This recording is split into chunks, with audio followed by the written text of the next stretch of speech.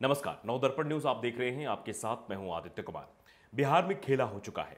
नीतीश कुमार ने बीजेपी के सामने से सत्ता की थाली खिसका दी है। बीजेपी को सत्ता से किनारे कर सीधे विपक्ष में पहुंचा दिया है।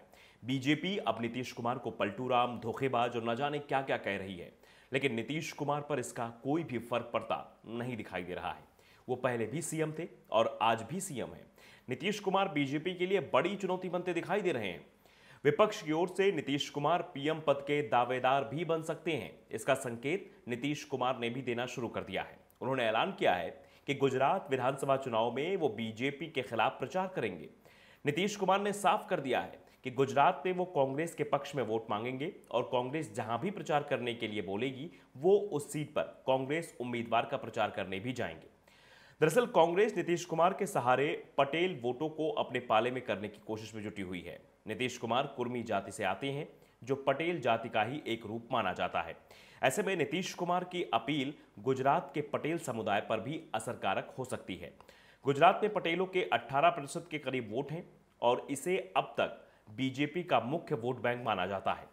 2017 के विधानसभा चुनाव में जरूर पटेलों ने कांग्रेस का समर्थन किया था, लेकिन फिर भी पटेलों का एक बड़ा हिस्सा बीजेपी के साथ ही बना रहा था। ऐसे में इस बार कांग्रेस की कोशिश है कि बीजेपी के पाले से पटेलों को पूरी तरीके से खींच लिया जाए।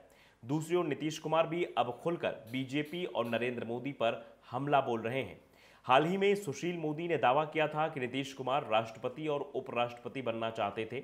उन्होंने अपनी इच्छा बीजेपी नेताओं के सामने भी रखी थी, लेकिन बीजेपी ने नीतीश कुमार की मांग को खारिज कर दिया, क्योंकि बीजेपी के पास खुद के इतने नंबर थे कि वो आसानी से उपराष्ट्रपति और राष्ट्रपति चुनाव में अपना उम्मीदवार जितवा सकती थी।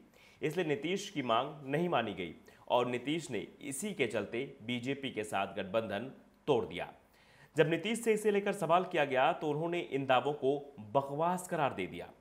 नीतीश ने सुशील मोदी के दावे पर कहा कि जिसके मन में जो आता है वो बोल रहा है। एक आदमी को देखा नहीं, कह रहे हैं कि हम उपराष्ट्रपति बनना चाहते थे। एकदम बोगस बात है। आप लोगों को उनसे पूछना चाहिए था। हमने राष्ट्रपति और उपराष्ट्रपति चुनाव में समर्थन किया। इसके बाद हमने अपनी पार्टी की बैठक बुलाई और अलग हुए। नीतीश ने कहा कि अब विपक्ष को एक हो जाना चाहिए, 2024 की तैयारी में जुट जाना चाहिए। नीतीश कुमार मोदी की चुनौती बनने की कोशिश कर रहे हैं तो बीजेपी अब जेडीयू में सेंधमारी की कोशिश में लग गई है।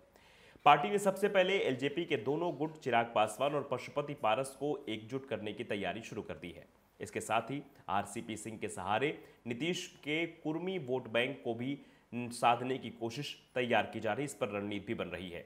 बीजेपी ने साफ संकेत दे दिया है कि 2024 के लोकसभा चुनाव में आरसीपी सिंह को वो नालंदा से चुनाव मैदान में उतारेगी। नालंद को जेडीयू का सबसे मजबूत किला माना जाता है। 2014 के लोकसभा चुनाव में बीजेपी नालंदा सीट जीत नहीं पाई थी। बिहार में उस समय जेडीयू को सिर्फ 2 सीटें मिली थी, जिसमें एक नालंदा थी। ऐसे में देखना होगा कि बीजेपी और जेडीयू के बीच चल रही शह मात के इस खेल में जीत किसे मिलेगी। जिसे जीत मिलेगी उसे दिल्ली की सत्ता मिलेगी और हारने वाले के लिए राजनीतिक वनवास मिल जाएगा।